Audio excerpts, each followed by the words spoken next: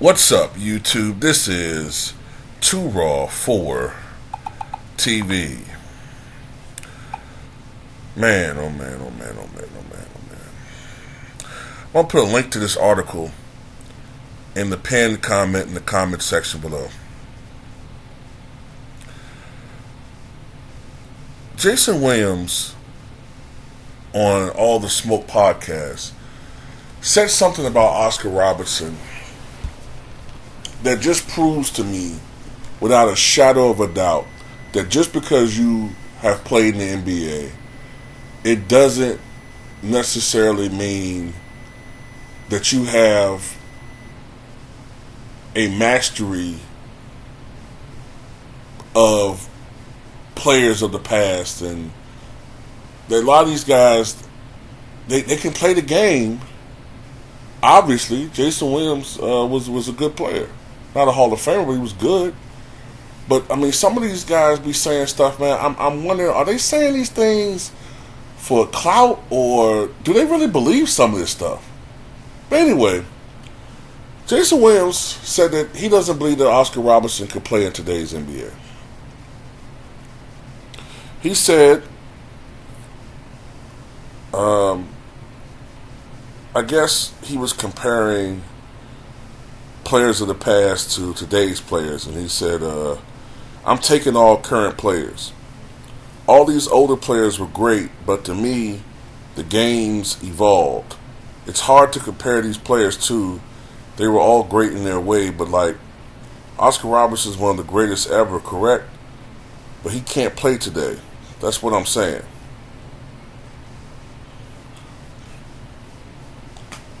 Now, this is my issue with that. Exactly why couldn't Oscar Robertson play today? Why? Like, where's this myth coming from that if you played in the 60s, magically you couldn't play in today's NBA? I'm trying to figure this one out, man. Trying to figure this one out real. Look, I'm assuming it's because you would assume or presume that Oscar wasn't a good three-point shooter, right?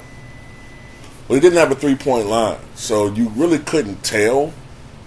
You really couldn't guess that. But I do know this: he was a very good mid-range shooter and one of the greatest post-up guards that the game has ever seen. As a matter of fact, Phil Jackson, who played against Oscar, watched Oscar in real time, coached Michael Jordan, said that Michael Jordan and Oscar Robertson were the greatest post-up guards that he's ever seen in history, in his career, in his life. They were the greatest post-up guards that he's ever seen. They had the best post-up games.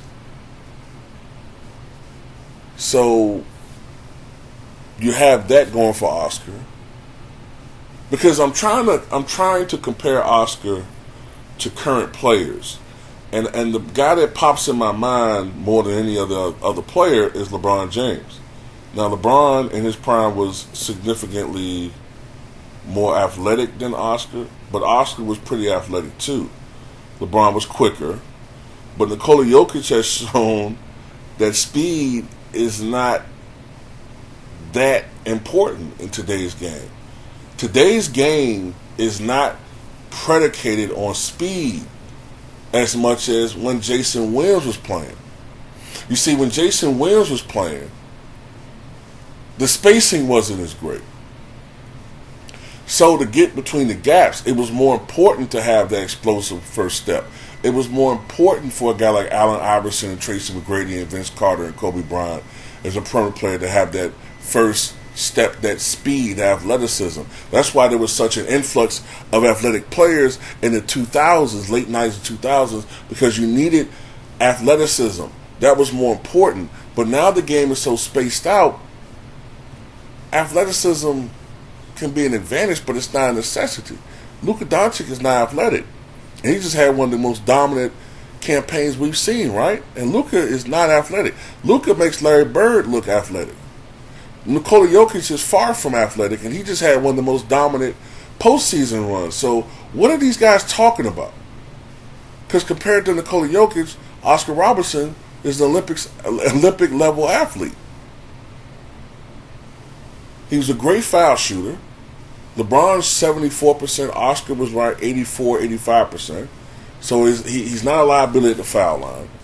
When Oscar Robertson played, it was much harder to be credited with an assist. The pass had to lead directly to a basket. A guy couldn't get the ball, dribble, and then shoot. Today, that's an assist. It wasn't when Oscar played.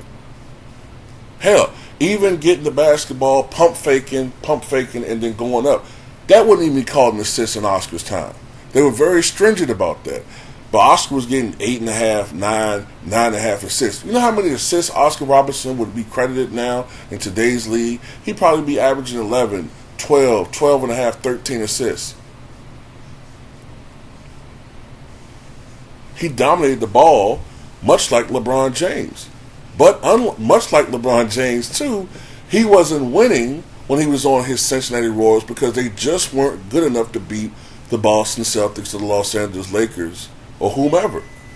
They weren't good enough.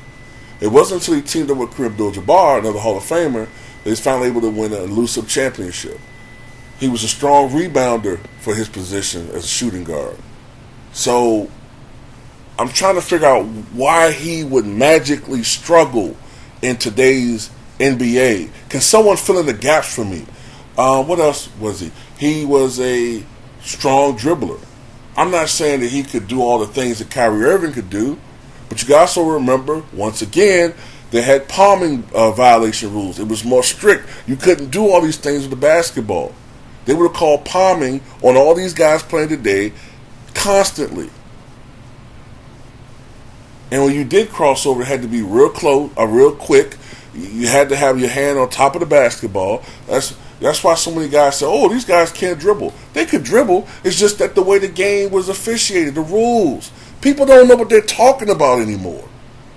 Do a little fucking reading. It's not hard.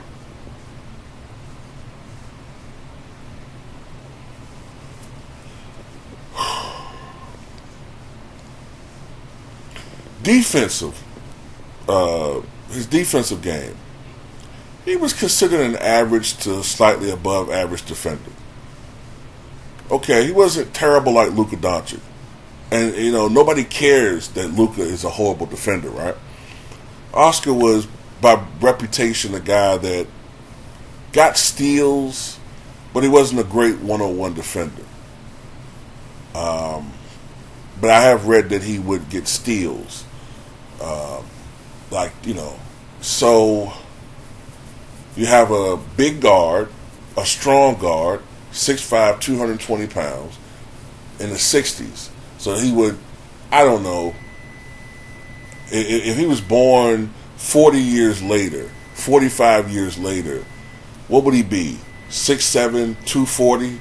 Then you're getting into Paul Pierce, LeBron James size, playing shooting guard or shooting/point guard. He would be a triple-double threat. You know, if Russ was doing it, I think that Oscar would be doing it on the level that Russ was doing it. The difference is, unlike Russ, his game would be more complete. He wouldn't be a turnover machine, and he would be very efficient. Give you an example of what I'm talking about. NBA league averages.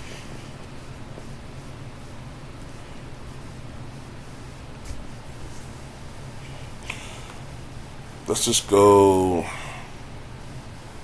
Let me see if I can do this. Let me try, see if it'll do it. No, it doesn't do it. But Oscar Robertson's rookie season, right? His rookie year, the league average for field goal percentage was 41. Give me 1 second. Was 41.5%. Oscar Robertson, in his rookie year, the league average was 41.5%. Oscar Robertson, his rookie year, shot 47.3%. 61-62, the league average was 42.6%. Oscar Robertson, 47.8%. His third year, 62-63, Oscar Robertson shot 51.8%. That season, the league average was 44.1%. So Oscar Robertson consistently shot considerably greater than the league average in field goal percentage.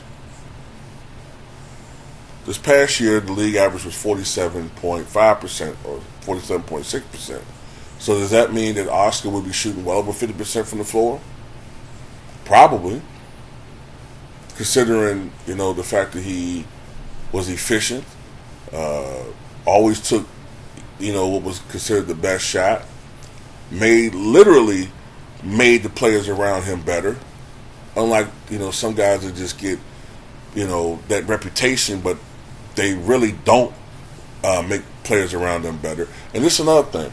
Unlike LeBron James, whose weakness was his three-point shooting and his jump shot, Oscar may not have been the strongest three-point shooter, but he did have a mid-range jump shot. So that would not be a weakness of his.